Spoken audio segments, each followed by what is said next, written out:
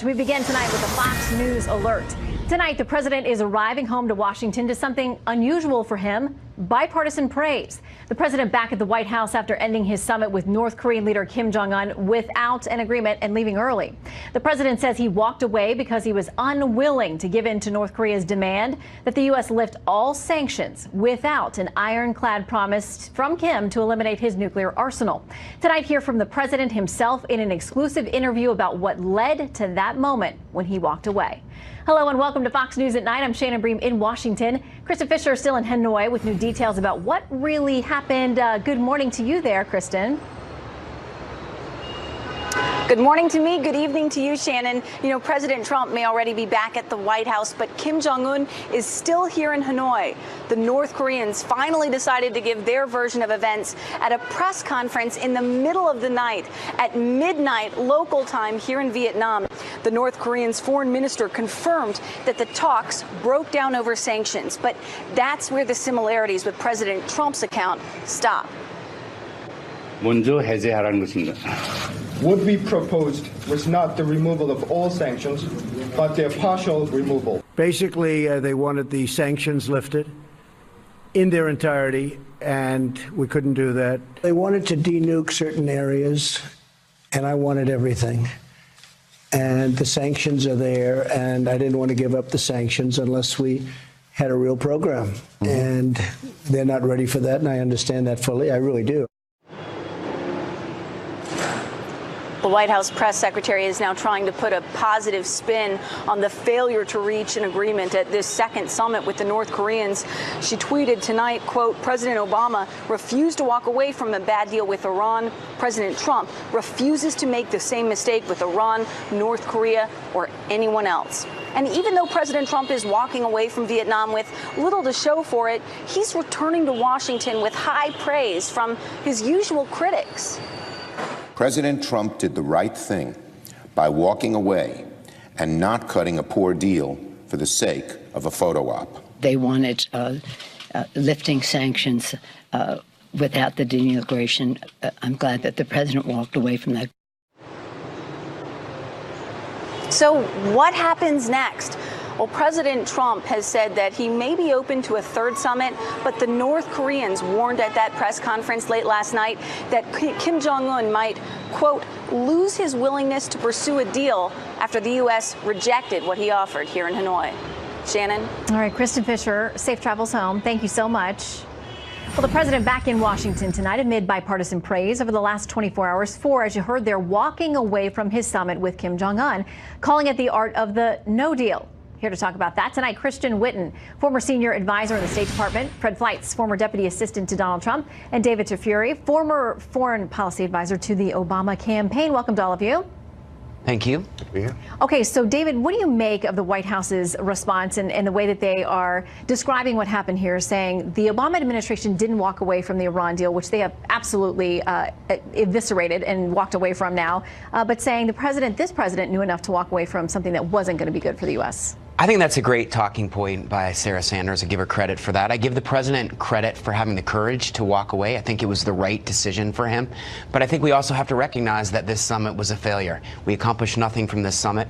And unfortunately, we gave Kim Jong-un something, which is he got to sit next to the president. He got a photo op with the president. And it further legitimizes and normalizes Kim Jong-un to be there with the president. And other countries look at that, and there's some symbolism there. And instead of us getting some kind of concession from him, we got nothing. I also disagree with the president when he suggests there might be a third summit. I don't see how he can go into a third summit without getting something first. The first summit was great. It was historic just because they met. But this second summit should have produced something, and without producing something, you can't have a third one. Okay, so Fred, obviously the supporters of the president, including people who aren't normally supportive of him, say they are praising him for this. They talk about the fact that there has been open dialogue, that the missile testing is stopped. We had some some people who are being held there in North Korea. They've gotten to come back. They're still highlighting the positives and saying the fact that there is ongoing conversation and nobody walked away and there wasn't a missile test today, they're counting that in the positive column. Well, I think that's right. I talked with the president about the North Korea situation about 10 days ago, and he said that the halt in nuclear testing and missile program is a big step forward. I think he's right. It's setting these programs back. This was an act of exceptional leadership to walk away. I've been involved in a lot of negotiations in my jobs with the CIA and the State Department. There's this temptation to say we achieved something so you can have the signing ceremony and pat yourself on the back. It's really difficult to walk away. There's something else going on here I think we have to think about. Why did Kim think that the president would go along with this bad deal? No one's talking about that. It could be Kim figured, look, we'll corner Mr. Trump. He'll agree to a terrible deal because he traveled all the way over here. But something else is going on. Over the last week on this network, we've heard repeated reports that there were lower-level State Department people who wanted to go too far. And I think they telegraphed to Kim, maybe directly to the government, that the president was more flexible than he really is. And I think that the administration has to look into this and make sure that everybody's on the same page. Okay, so you're saying that within the Trump administration itself, there may have been a split there about what the White House, the highest levels, the president thought was appropriate versus State Department employees who were there doing some of the laying the groundwork, the foundational work. I think that's probably right. I mean, you saw the reports this week where high-level officials were concerned that there were people doing the negotiations who might be ready to give way too much. Well, I think the North Koreans heard that. Okay, Christian, what do you make of that? I mean, this is your area of expertise. You know how this works. Yeah, I don't know. I think actually the U.S. team was fairly unified. I think it was very clear we were going to walk away if we didn't get much. Shuttering Yongbyon, incidentally, is something the North Koreans sold to us before. They sold that to us in the Bush administration. We got suckered. They charged us $2.5 million for some dynamite to blow up an irrelevant cooling tower, and then restarted Yongbyon. Incidentally, the purpose of Yongbyon, which is what they offered, which is what Kim offered to Trump to shut it down, is to produce plutonium for weapons. And they've already produced enough plutonium for a lot of weapons. So even if Yongbyon goes away tomorrow, it's not much. So it was smart for Trump to walk away. One historical analogy is the Reykjavik summit, where Ronald Reagan was meeting Gorbachev, and they were originally supposed to meet to talk to about eliminating some nuclear weapons. Gorbachev got to the point where he was willing to give up almost all of the Soviet nuclear arsenal if the U.S. gave up its own, but they demanded that Ronald Reagan give up on the idea of missile defense, on the idea that you would actually defend the American people from nuclear attack rather than avenge them. Reagan said no, he walked away, and it terrified the Soviets. And a year later, we actually got an arms control agreement that eliminated an entire class of weapons in Europe. Walking away from these, I just disagree with the idea that Trump lost this and we didn't get anything. I think Trump did a very good thing with the North Koreans, and also the Chinese took notice about that. They think they can pull a fast one on Trump with this trade deal that's coming together, and today they saw that the president is actually not in it for the photo op, not in it for the political upside, that he'll walk away from bad deals. Well, David and Fred, what do you think about that? The fact that the president telegraphed strength and the fact that he wasn't going to roll over on this?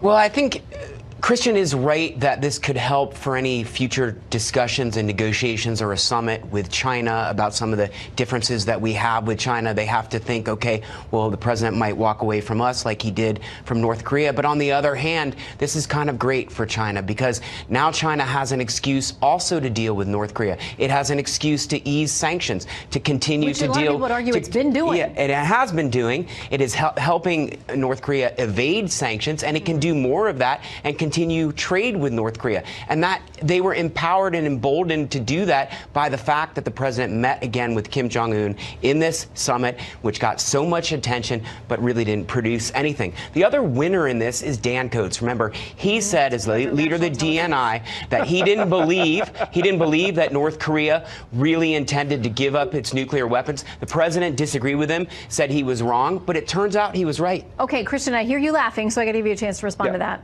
Well, yeah. So Dan Coats is the head of our $50 billion a year intelligence bureaucracy, says, oh, maybe North Korea doesn't want to give up its weapons, and maybe Russia is bad, and maybe Iran is also bad. I mean, I would be happy to produce that irrelevant assessment for only $25 billion. I'll give him a 50% discount. Dan Coats, the director of national intelligence, both the person and the institution are irrelevant. That is supposed to produce intelligence, which is information we don't have, and make the job of the president and our combatant command its easier. And what he did instead was just recycle a bunch of obvious truce. Yes, North Korea would like to hold on to its nukes. Yes, they're going to drive a hard bargain. They beat the Clinton administration. They beat the George W. Bush administration. They're good negotiators. This is obvious. You don't need to pay intelligence bureaucrats $50 billion a year to produce this. But you know what? Donald Trump has done better than those two other administrations. Right. We got to leave it there. Unfortunately, we're out of time. Okay. But this issue is far from settled, as we know. So if you'll all come back, we would love to have you back because Korea is, in this North Korea situation, not done yet. Thank you all. Thank you. All right, tonight, House Speaker Nancy Pelosi issuing a stark warning for Democrats in her party who dare to vote with Republicans on anything. According to Politico, Pelosi telling Democratic lawmakers this is not a day at the beach and that moderates need to stop voting with the GOP. That move to tighten things up on the left follows a volatile week for socialists and centrists, as Peter Ducey reports. In the House chamber, Democrats have more seats. But in a House committee hearing about climate change, Democrats left a lot of empty seats. So Republicans voted to shut it down. The motion passes. The hearing is adjourned. And because only 2 Democrats showed up, the party whose platform includes a line that reads, "Climate change poses a real and urgent threat," didn't get to have a hearing about that real and urgent threat. It's a gotcha trick, but it's a cheap trick. And we'll be prepared for it. The new Democratic majority's strength was shaken further when Republicans insisted a gun background check bill needed language about undocumented immigrants buying guns. And to Speaker Pelosi's dismay, Republicans succeeded, convincing 26 Democrats to join them in amending the bill by voting yes. Vote no. Just vote no, because the fact is a vote yes is to give leverage to the other side. Now Democrats are reportedly thinking of ways to limit use of the tool Republicans used here called a motion to recommit, or MTR. Changes to the MTR would be a nuclear option. Republicans have weaponized the MTR to force vulnerable Democrats onto the record on hot-button issues. So, a spokesman for the National Republican Congressional Committee chimed in, quote, "Buckle up and grab your popcorn because Democratic infighting is already reaching a breaking point, and it's only month 2 of Democrats' House majority. Just wait until the intra-party primaries begin. Until then, the GOP will need to rely on loopholes to make their mark, but the next thing they try could be squashed by the Speaker." The power of the Speaker is awesome. But House Democrats are still passing some high-profile agenda items, like the resolution disapproving President Trump's emergency declaration and a public lands package. So, Democratic growing pains could be short-lived. But then again, very few things they ever pass are ever going to get signed by President Trump. Shannon. All right. You make a good point. Peter Ducey on the Hill. Thank you. All right. Claims tonight that President Trump reportedly pushed Chief of Staff John Kelly to get his son-in-law and senior advisor Jared Kushner a top-level security clearance. The New York Times reports that the president overruled concerns flagged by intel officials and the top White House attorney. Kushner's attorney says his client's clearance was handled without undue pressure. All right, with the field of Democratic 2020 contenders growing at a record pace, candidates are trying to break away from the pack with increasingly progressive policies and talking points. The latest from New Jersey Senator Cory Booker, and endorsed by at least 4 other 2020 contenders. So I see this enthusiasm for marijuana legalization now, and hey, look, all for it. Joining us live to debate the race to the left, Zach Friend and Matt Mackowiak next. Senator Cory Booker, the latest tonight to call for legalization of marijuana on the federal level, joining a list of 2020 candidates trying to break out of a crowded field by taking increasingly progressive positions. From slavery reparations to the Green New Deal to Medicare for All to abolishing ICE, the list goes on. You see it there. Joining us now to talk about it, Zach Friend, former spokesperson, Obama for America, and Matt Mackowiak, President, Potomac Strategy Group. Welcome to you both. Thank you. Thanks for having us on. Okay, so the president talked with our Sean Hannity a little bit earlier tonight. Here's what he says about this whole Green New Deal idea. $100 trillion, and you couldn't do it for that. Yeah. But it's not even the money. It's so ridiculous. No planes. Let's not fly anymore. It is crazy. But personally, they should go with it. I love it. It's one of the greatest plans I've ever seen. As long as they're the ones that have to sell it.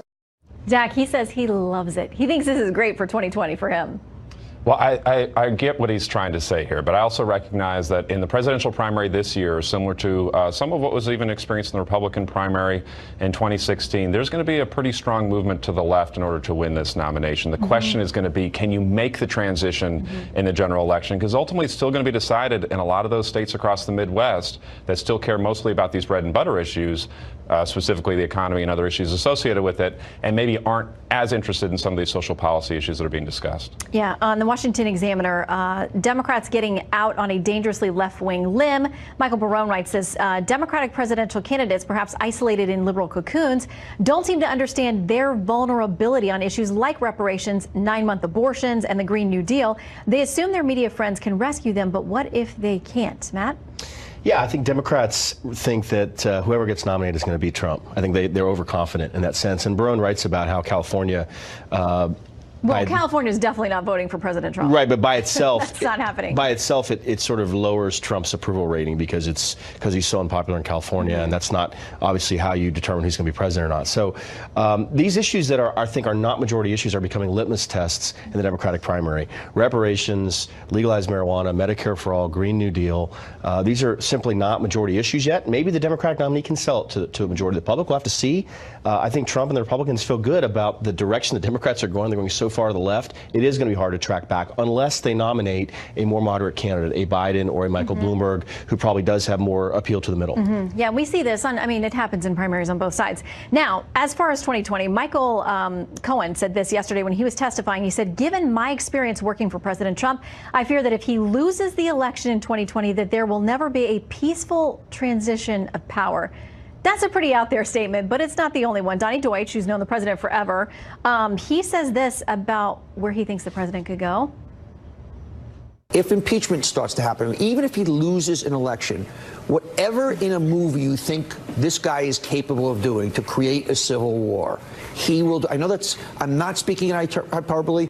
He's not speaking in hyperbole, Zach. He says, Cohen says he's not going peacefully if he loses, and, Deutsch says civil war is coming. Yeah, I don't know that I quite buy into that kind of rhetoric, actually. I mean, I think that one thing is fair to say. We are remarkably polarized as a country right now. I mean, I know that there's a lot of viewers that are watching this network that don't agree with me just because they see that I'm a former Obama spokesperson. I mean, we're at a point where it's tough for people to even hear what the other side is saying. But I'll say this, it doesn't help anything to have these kinds of conversations. I'll argue on my side that I don't think that the president helps with his rhetoric, but I'll also say the president didn't cause this problem either. I just think that in many respects he doesn't help it with his rhetoric. And I just don't see that these kinds of conversations move anything forward for the country in bringing people together at all. We get headlines, Matt. Yeah, they do. And Donnie Deutsch, specializes in this kind of hyperbole. I think it's over the top. There's no reason to believe that would happen. You've seen predictions about how he's going to fire Robert Mueller or shut down the Mueller inquiry. Again, that was hyperbole. That hasn't happened.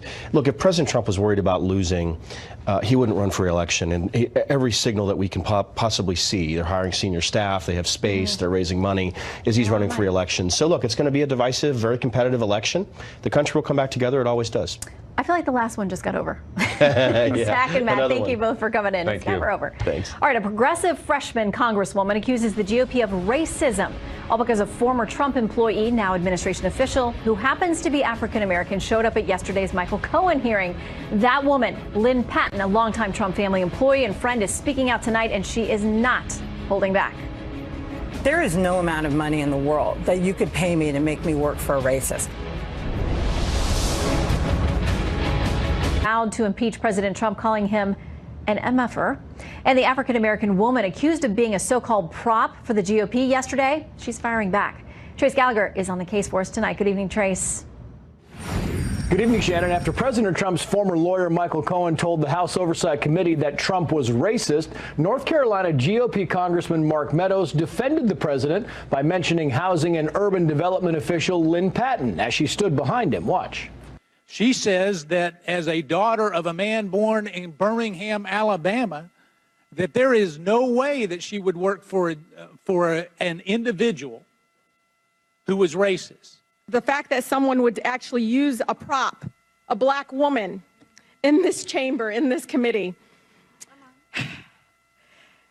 is alone racist in itself. And that response by Congresswoman Tlaib set off an angry back and forth between her, Congressman Meadows, and House Oversight Chair Elijah Cummings. But at the hearing, Lynn Patton wasn't offered a chance to defend herself for being called a prop, so she went on social media posting, quote, "My presence today was to remind Michael Cohen that honesty and integrity still matter. I do not have a non-disclosure agreement. I do not have a book deal. What I do have is the truth on my side, and when you have that, nothing else matters." Patton also said this about Rashida Tlaib on Fox and Friends. Watch. Why does she take the word of a self-confessed perjurer and criminally convicted white man over a black female who's highly educated, rose up through the ranks of one of the most competitive companies in real estate? Then over on MSNBC, Al Sharpton brought the argument full circle by defending Congresswoman Tlaib and going after Lynn Patton for saying her words should carry more weight than Michael Cohen's. Watch. What words? She couldn't testify. She was standing there as a prop that was not allowed to speak, was not brought there to speak. But while the battle continued on the airwaves on Capitol Hill where it began, there appeared to be a peace deal. Today on the House floor, when Representative Meadows offered Representative Tlaib his hand, he instead got a hug, and the two spoke for about a minute. A little calm before the next partisan storm. Shannon. Which is undoubtedly coming. Trace, thank you very much. Okay, so Trace has presented the case. So let's dig in a little deeper to this issue with Fox News contributors Jamu Green and Andrew McCarthy. Welcome to you both. Hi, Shannon. Hi.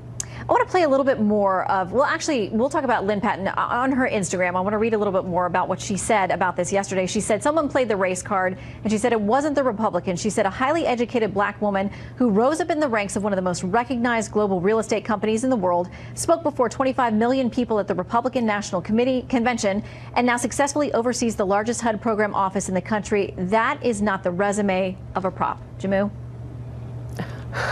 Well, she certainly has every right to express her personal experiences with President Trump. Here's the thing, Shannon. Black women, we are many things. We are not a monolith. We are phenomenal. We are demonized at times. We are deified.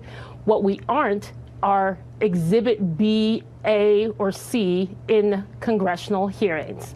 She allowed herself to go into that room knowing she was not going to be saying anything, knowing that her appearance there was just to stand up and sit down. Now, I would ask Lynn Patton the same question I would ask those Republican congressmen. Let's talk about the substance. Has she asked President Trump why he asked for the death penalty for innocent black boys? Has she asked President Trump why he discriminated against black tenants in his Trump Organization real estate business? Has she asked him about his both sides comment about the good white supremacists and Nazis in Charlottesville?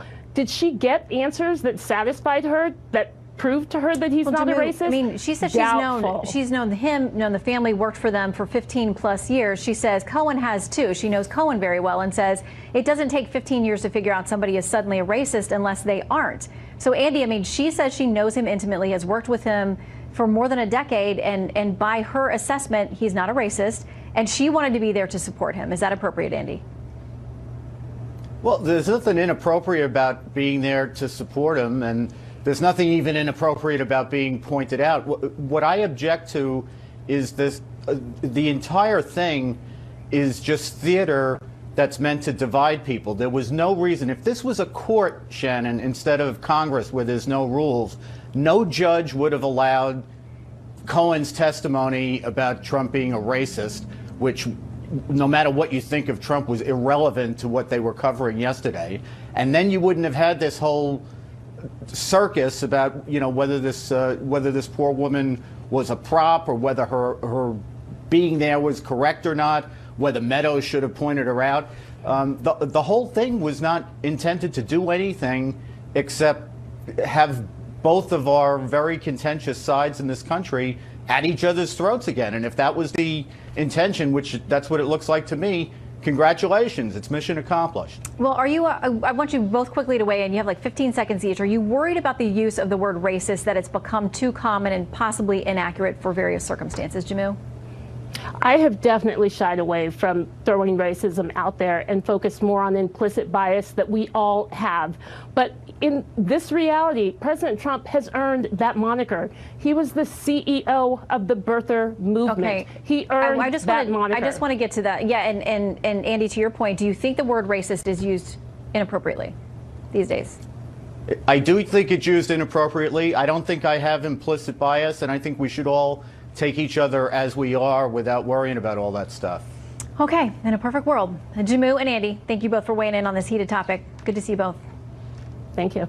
Thank you. All right, political scandals here and abroad. Virginia's governor has been virtually in hiding since that yearbook picture of someone in blackface, another in a KKK hood surfaced. Now his wife is having to apologize, and we'll explain why. And Canadian Prime Minister Justin Trudeau may not survive a scandal rocking his administration. Elected officials trying to govern with big distractions. Those stories next.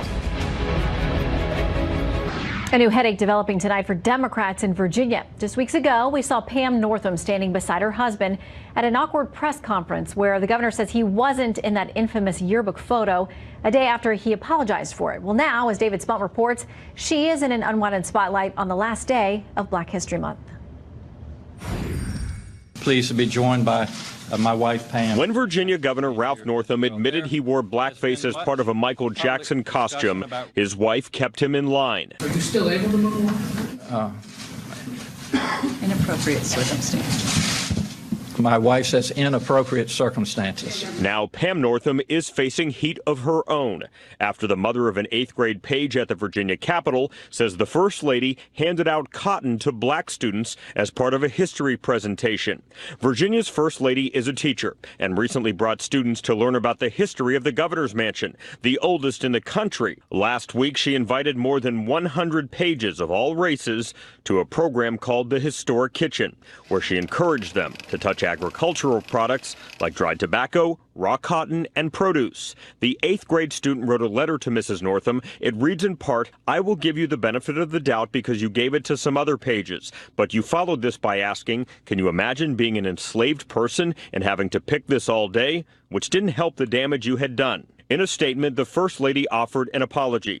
"I regret that I have upset anyone." Northam's husband is on what he calls a reconciliation tour of Virginia. He planned to speak to a group of African-American students, but was recently uninvited, prompting questions over just how effective he can be in office. Same story for Lieutenant Governor Justin Fairfax, who is plagued by sexual misconduct allegations. Fairfax is facing his own calls of resignation after 2 women say he raped them in the early 2000s. We stand here in a rush to judgment with nothing but accusations and no facts. And don't forget the number 3 Democrat, Attorney General Mark Herring. He also admitted that he once wore blackface. There have been calls for him to step down as well. All 3 men continue their jobs. But as the work of Virginia must continue, we'll see if these 3 men can survive this storm. Shannon. It is interesting because in the beginning, when each of them broke, a lot of folks think that, thought they wouldn't survive. I mean, there were calls from across the board for them to go, and yet all 3 hang on, as you said. And a lot of them have a lot of work to do, so we'll see how it plays out in the next few years. David, thank you. Sure. All right. Meanwhile, in neighboring Maryland, where the House of Delegates in Annapolis has voted unanimously to censure state lawmaker Mary Ann Lasanti. The Democrat used the N-word when talking about majority black Prince George's County, then apologized for it. But now the pressure is building for Lasanti to resign. Well, a political firestorm developing tonight north of the border. Leftist Canadian Prime Minister Justin Trudeau's office accused of improper political pressuring on behalf of a big corporation in the politically vital province of Quebec. Leland Vittert is reporting on the story as it develops for us. Hey, Leland. Well, evening, Shannon. A lot of shockwaves in Canada on this one. Put this in a geopolitical context. The Prime Minister from Canada was a powerful counterweight to President Trump's way of doing business, a voice, if you will, within the Anglo-American alliance of the way his good friend, Justin Trudeau's good friend, President Obama, handled things. But now, Justin Trudeau's political scandal has certainly threatened that voice. President Trump refers to him as Justin from Canada. Justin acts hurt when called out, Mr. Trump said in a spat over tariffs. Very dishonest and weak, said another tweet about the Prime Minister.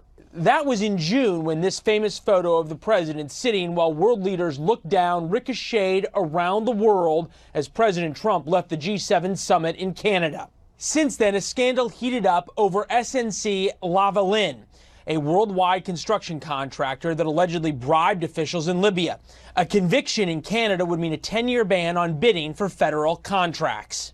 Justice Minister Jody Wilson-Raybould testified Wednesday Trudeau encouraged her to, quote, find a solution here for SNC-Lavalin, saying that if there was no plea deal, there would be many jobs lost and SNC-Lavalin would move its headquarters from Montreal. She left the Justice Ministry and then resigned the cabinet, laying bare the division in Trudeau's Liberal government. There were many other inappropriate conversations and attempts at political interference that occurred. Trudeau says he only wanted to save jobs in the politically important province of Quebec, where SNC reportedly employs 3,400 people, but claims he didn't interfere in the judicial process.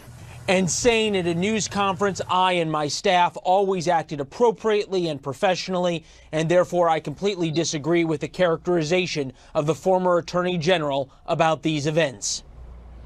And this really makes a lot more sense when you look at it in the political context. Trudeau faces a tough re-election fight later this year, and while he came on the world scene as the young Canadian counterpart to then President Barack Obama, his Liberal Party, Shannon, is now vastly underwater in the polls. It happens to even the most popular of politicians. Time has a way of catching up with you. All right, Leland, thank you. All right, new problems tonight for Israel's Prime Minister Benjamin Netanyahu, facing serious charges of fraud and bribery for allegedly accepting gifts of cigars and champagne in exchange for political favors. Talk of indictments comes amid a tough re-election battle. The left is doing this because they know they can't beat us in the ballot box. I call on you, Benjamin Netanyahu, from here tonight to come to your senses, show responsibility, and resign from your post. The opposition leader you heard from there, Benny Gantz, is facing scrutiny of his own, accused of sexual misconduct 40 years ago in high school, an allegation his party calls a blatant lie. Well, plans to get rid of a rite of passage so kids won't be traumatized. Well, California wants to outlaw animal dissection classes in schools. And across the country, Harvard students want one of their professors fired, all because of a client he's agreed to represent in a high-profile case. They say the decisions left them feeling unsafe. Our favorite millennials, Jessica Tarlov and Cabot Phillips, will tackle that when we return. Times they are changing in academia, but is the next generation well served? Well, we've got a couple of millennials joining us live now to discuss. Fox News contributor Jessica Tarlov and the media director for Campus Reform, Cabot Phillips. Welcome to both of you. Thanks for having us. All right, I want to start with this dispute on Harvard's campus. There is a law professor there who has been well esteemed, well loved, and tonight he's in trouble apparently because of a client he's decided to represent. He's joined the legal team of Harvey Weinstein, and there are a number of students who have started a petition to get rid of him now. They say, do you really want to one day accept your diploma from someone who, for whatever reason, professional or personal, believes it's okay to defend such a prominent figure at the center of the Me Too movement? The developments of Dean Sullivan's professional work are not only upsetting, but deeply trauma-inducing. Jessica, they say they don't want him to take certain clients. Well, this guy, this dean actually represented Aaron Hernandez before he represented Harvey Weinstein. And last time I checked, criminal defense attorneys defend criminals. Now, I think you can have a conversation about the type of clients that he's taking on, and it sounds like he is open to that conversation. But when you say trauma-inducing and the person that you're discussing has not been credibly accused of sexual assault themselves, it seems a little ridiculous, especially for graduate students. And if some of these are law students themselves who don't seem to really understand what it is that you go to law school for in the first place. Yeah, and Cabot, I mean, I know this is the kind of thing you cover all the time, but we think within the last couple of years there are times when schools, including graduate level programs in law schools, have told students if they're too traumatized by some political event, they don't even have to take exams or come to class. This is the growing trend of students manufacturing this idea that they are physically unsafe by the presence of people they don't like, rather than saying, how can I learn from this person's experiences? How can I grow in my own understanding? They simply try to say, I don't want them here because they make me feel unsafe.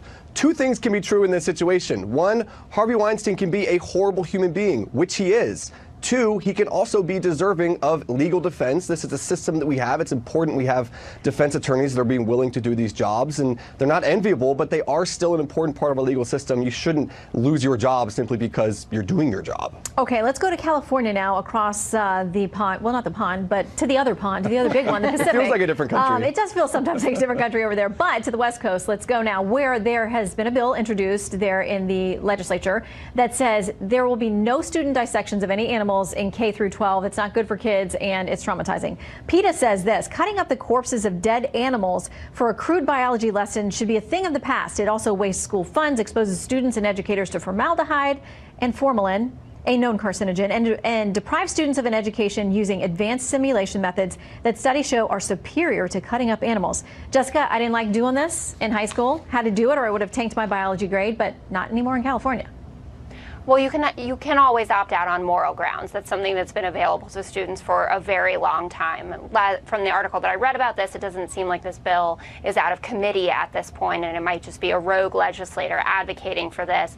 But when they say that PETA alleges they can do this on a computer simulation and that's going to be better off, we have hopefully a bunch of future doctors coming up the pike who are not going to be able to operate on a computer. They're going to have to actually touch people who have the same organs that we find in these animals when you're doing the dissections, and you learn a lot from it. So I personally was never forced to do this. You can morally opt out, but I don't think it's something we should be removing from the curriculum altogether. Cabot? I was first in line every year during dissection. You're I the still one. remember the That little explains squid. a lot about you, Cabot. That's what I remember from class, though. Really, truly, it was a way to make science and biology interesting for many students. I'm sure a lot of people at home, they can still remember the dissection courses they took in class. I think it's a way to get young people engaged. I think it's ridiculous to try and do away with this. Are we going to start emptying out aquariums in the science rooms and the ant farms because that might be taking away from animal rights? And on a serious note, though, I think it does say something about the state of our political discourse when there are people that have no problem with the dissection of live human beings, babies,